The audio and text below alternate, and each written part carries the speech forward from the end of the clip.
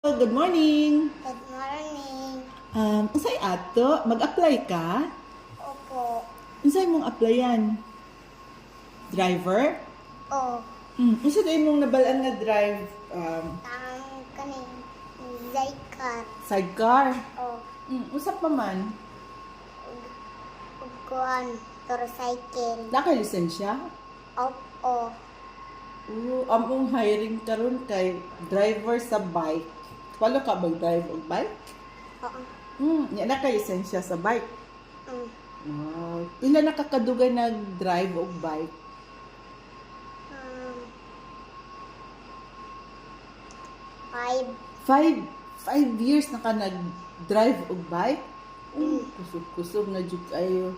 Nya kabalo ka diri sa mga lugar diri sa Davao. Di ka masaag. Nya okay ra sa imong bike ay imong drivean. Pila imong gusto nga sweldo? Sweldo. Mm.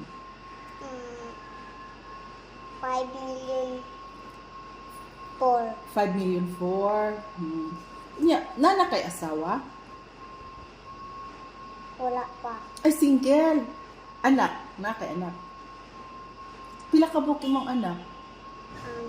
Isa lang. Isa ka buok imong anak. Isa man babae lalaki. Babae. Oh, pila edad niya? 1. 1 years old. Pero wala pa kay asawa. Nabuntisan ni mo iyang mama.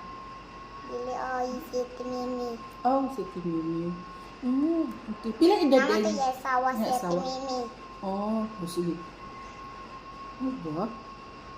So, kanusa man ka magsugod og trabaho kay kailangan man gyud na mo driver sa bike. Ugma, pwede.